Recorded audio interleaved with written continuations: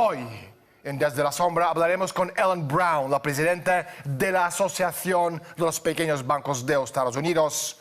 Pero primero, salgamos a la calle y preguntemos a la gente su opinión acerca del banco más poderoso del mundo. La última vez que escuché hablar sobre el Banco de Pagos Internacionales fue en ocasión de los acuerdos de Basilea III, que es realmente algo muy confuso y extraño. Conozco el banco, pero no sé en lo que anda últimamente más allá de Basilea III. Y eso fue hace unas décadas ya. ¿El Banco de Pagos Internacionales? No tengo idea. Fue un acuerdo bancario internacional establecido hace varias décadas para coordinar los pagos entre países, para resolver las deudas. Ellen, gracias por estar con nosotros y bienvenida a Desde la Sombra. Hola, Daniel, me alegro de estar aquí conversando contigo. ¿Qué es Banco de Pagos Internacionales? ¿Quién lo creó y con qué fin? Fue realmente creado en 1930, presumiblemente para permitir a Alemania devolver los daños causados en la Primera Guerra Mundial a Inglaterra y Francia. Pero de hecho, el director del Banco Central de Alemania tenía un gran trabajo que hacer y fue realmente forzado a unir a los bancos centrales, y el fin último era tener una superestructura que controlaría a los bancos y los sistemas monetarios del mundo, independientemente del gobierno. Y originalmente emanó de la City de Londres, que primeramente había controlado los bancos centrales de la Mancomunidad Británica de Naciones, la Commonwealth, después de que perdieran sus colonias políticas, y controlarlas económicamente mediante el préstamo de dinero. Y cuando empezaron a perder esas colonias, Australia, por ejemplo, creó un banco central que emitía créditos directamente, lo que funcionó perfectamente para Australia. Y esto alarmó a Inglaterra, cuando el Banco de Inglaterra vio que estaban perdiendo su control sobre las excolonias. Y establecieron este plan, donde el dinero sería expedido por los bancos centrales y prestado a los gobiernos. Se entusiasmaron con esta idea y decidieron que todo país debería tener un banco central así para que los banqueros particulares crearan y expidieran el dinero, pero que pareciera como si los gobiernos lo expidieran ellos mismos, mientras que lo estarían tomando prestado de estos bancos centrales. La City de Londres dejó de ser el poder financiero del mundo después de la Primera Guerra Mundial. Y Estados Unidos tenía el dinero, así que la idea era tener a estos 4 grandes bancos colaborando en el mismo tipo de sistema. Así que eran Francia, Inglaterra, Estados Unidos y Alemania. Y Alemania estaba ahí supuestamente porque estaba tomando dinero prestado de Estados Unidos para devolvérselo a Francia e Inglaterra según el plan. Esto realmente proporcionó a los banqueros estadounidenses los mejores intereses en la industria alemana porque querían que les devolvieran sus préstamos. Así que al final o durante la Segunda Guerra Mundial, Alemania estaba muy descontrolada por el Banco de Pagos Internacionales. Y surgió esta teoría de que si la deuda era pequeña, se encargaría el acreedor, pero si era suficientemente grande, el deudor se encargaría de ella, porque los acreedores no querían perder su dinero y querían que les devolvieran el dinero. Ellen, ¿cuál es la diferencia entre el Banco de Pagos Internacionales y sus dos primos, Banco Mundial y Fondo Monetario Internacional? En la conferencia internacional, los tres estaban aparentemente formados o conectados por el acuerdo de Bretton Woods de 1944, que después, como bien sabes, la élite eliminó este acuerdo a principios de los años 70. El Banco Mundial y el FMI se fundaron entonces y hay un intento de eliminar el Banco de Pagos Internacionales. Querían asumir el control junto con el Banco de Pagos Internacionales, con el Banco Mundial y el FMI. Pero los banqueros que estaban a cargo del Banco de Pagos Internacionales rápidamente lo suprimieron porque no querían perder este control del sistema bancario mundial que estaban organizando privadamente. Así que los tres continuaron siendo los grandes líderes globales particulares, líderes del sistema bancario privado. El FMI, por supuesto, más tarde haría préstamos o el Banco Mundial seduciría a otros países para llevar a cabo proyectos que realmente no necesitan y tomarían dinero prestado y el FMI estaría forzado a ir y recogerlo.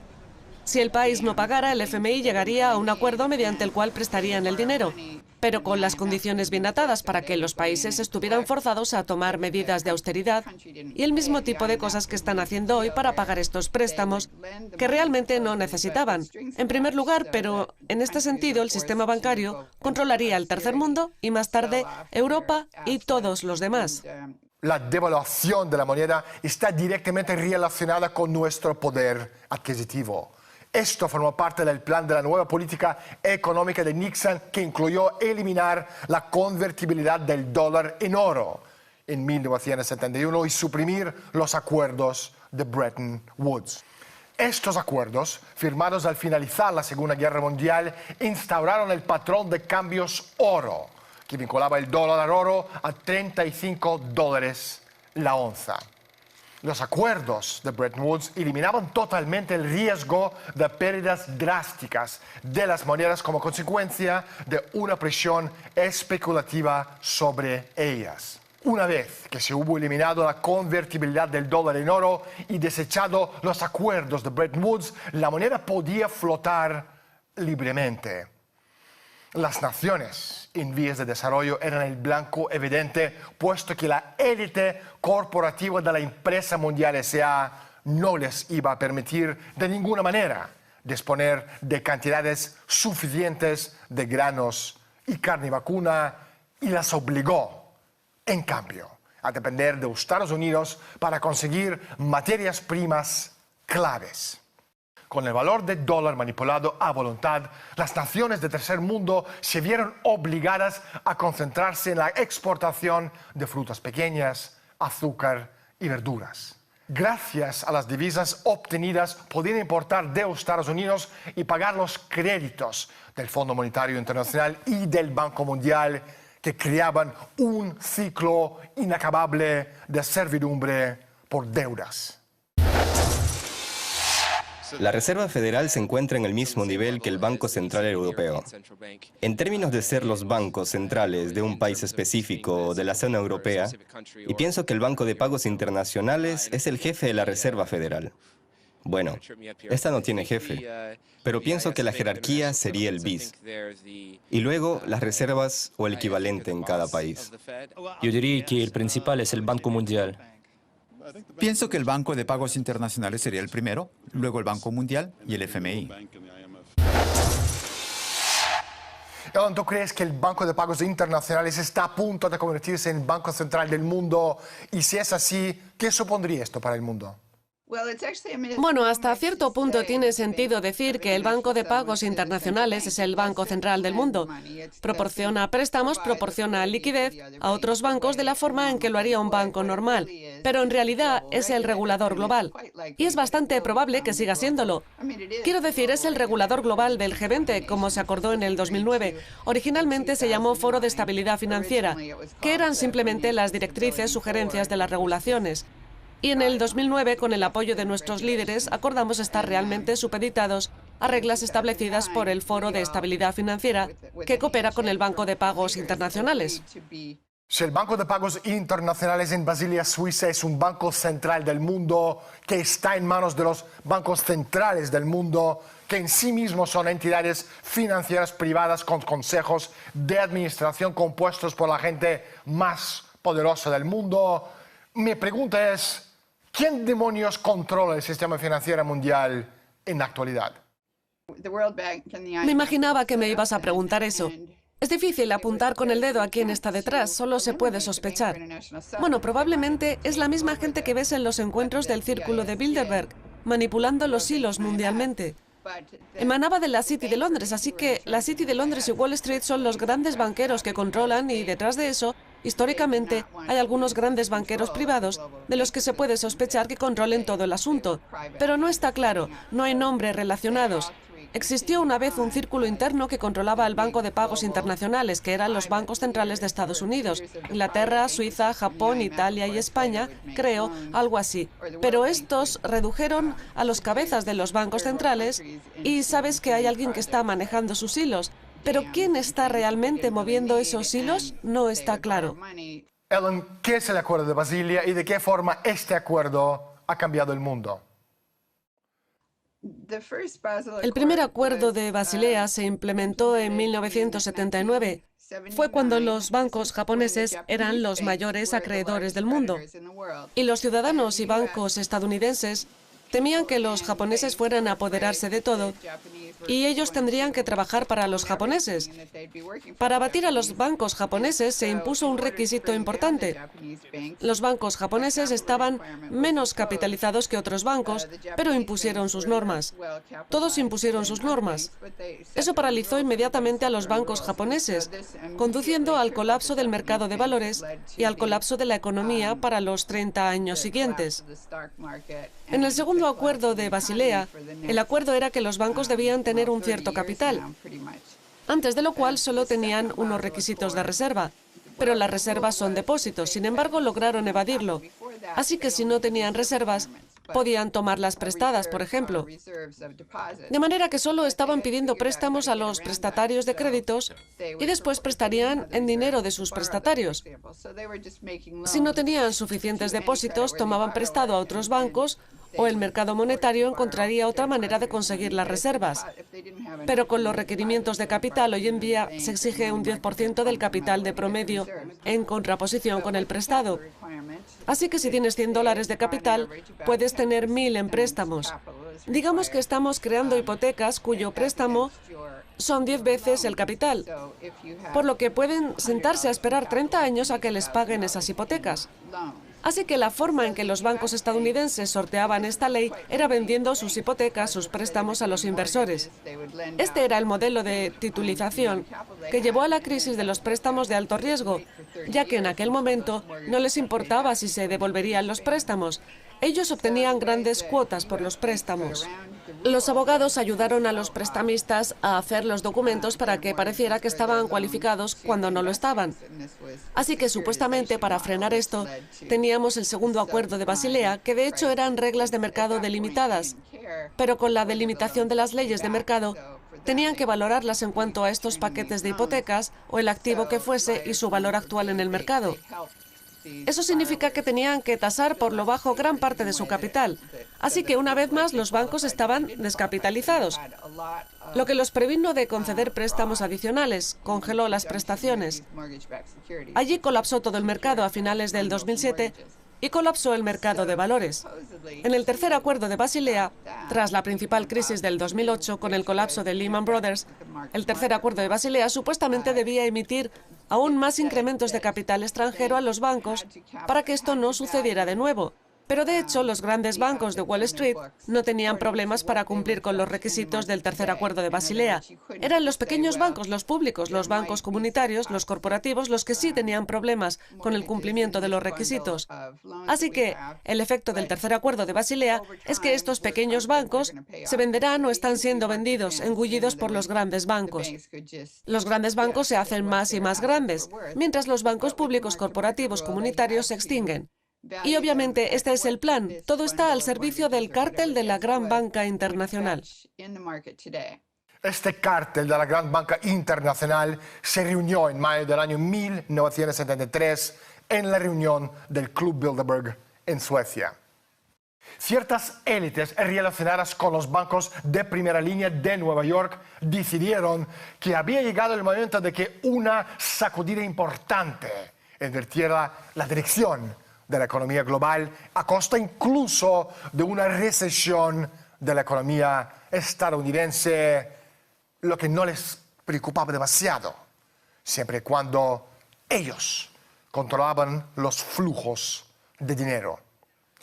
El punto clave que se abordó en la reunión del Club Bilderberg fue la crisis del petróleo de 73, dado el objetivo de una subida del precio de petróleo de la OPEP de un 400% en un futuro próximo.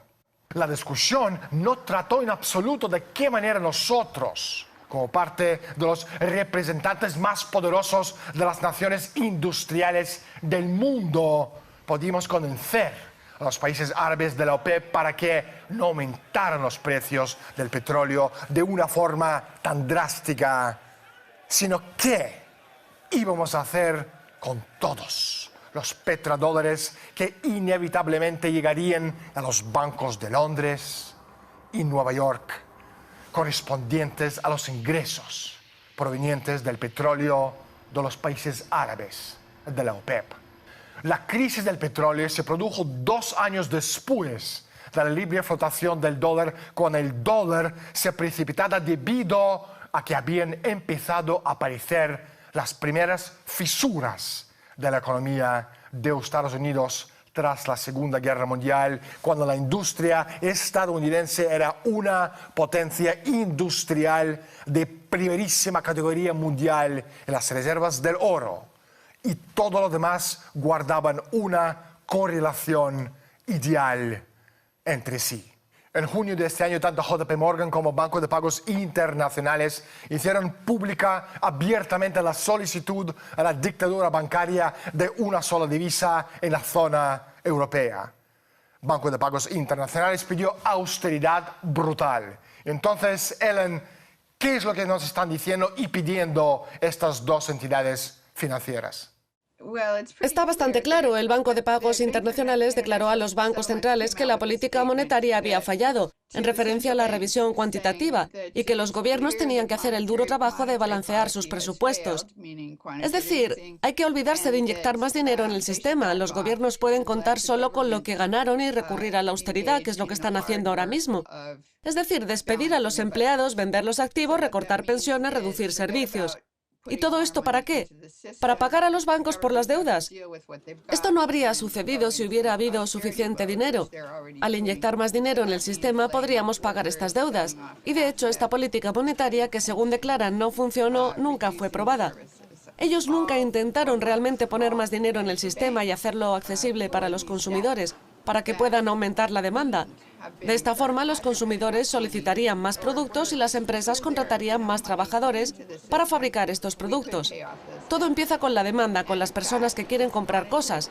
Y ellos no pueden hacer compras sin tener dinero en sus bolsillos. Lo que tienen que hacer es un tipo de revisión cuantitativa para los estudiantes y poner más dinero en sus bolsillos. Son las personas que compran porque necesitan nuevas casas, nuevos coches y muebles. Ellos crean familias, empiezan su propia vida y necesitan de todo. También la electrónica de consumo que atrae a los jóvenes a las tiendas, pero no tienen empleo en este momento y no tienen dinero para gastar. Es decir, esta política monetaria nunca fue probada. Entonces el Banco de Pagos Internacionales cuenta con malos economistas porque ellos deberían entender qué es lo que está pasando o deliberadamente está intentando apropiarse del mundo de forma privada, forzando a todos los países a endeudarse. Y cuando los deudores no puedan pagar, incluyendo a los grandes gobiernos, venderán los activos que caerán en las manos de este gran cártel financiero internacional.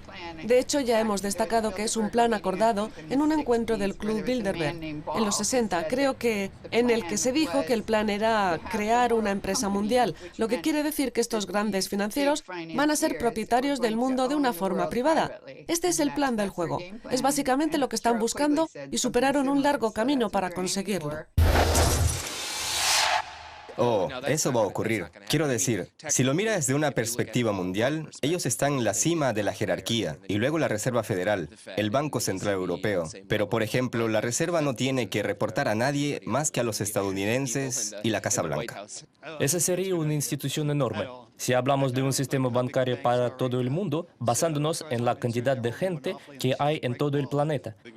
Pienso que implicaría un gran esfuerzo poner todos esos bancos juntos. No soy partidario de unirlas todas en una sola.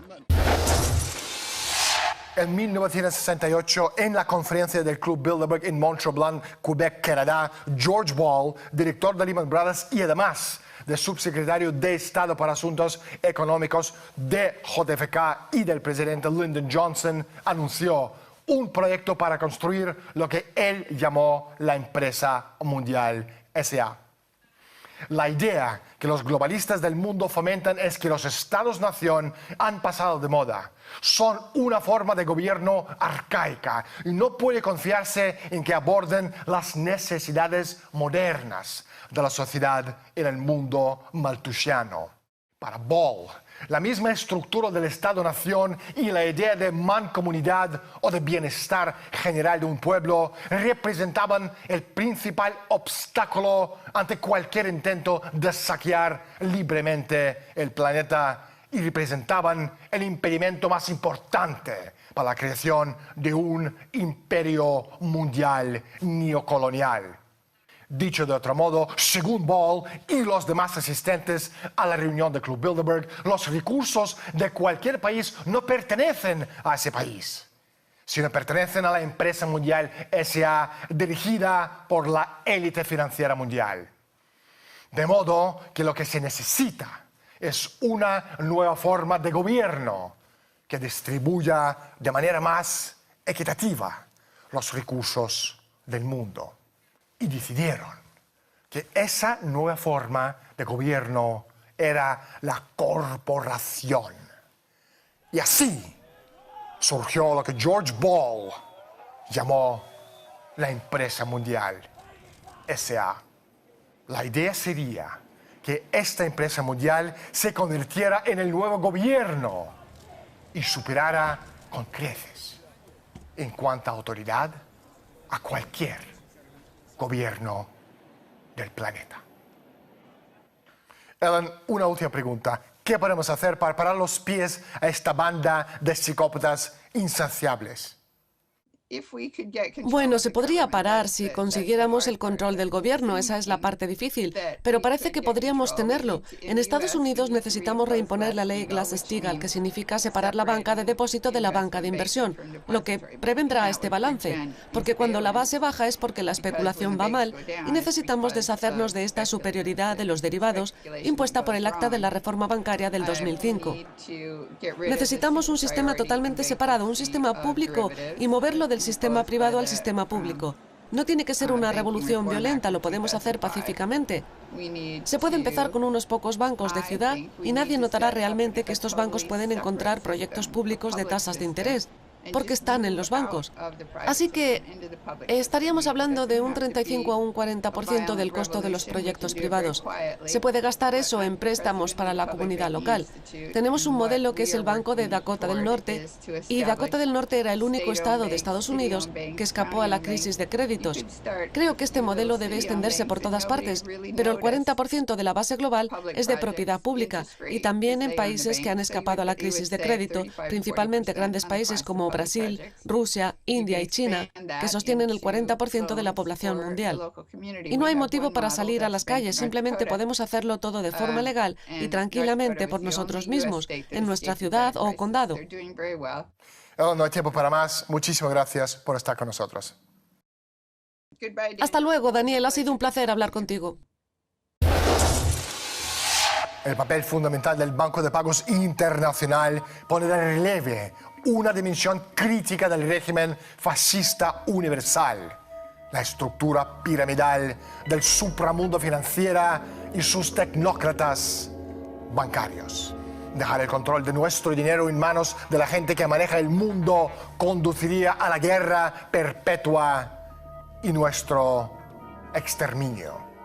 Hombre prevenido vale por dos. Nunca tendremos las respuestas correctas a menos que hagamos las preguntas adecuadas. Soy Daniel Stulin. Bienvenidos al mundo de Humo Espejos.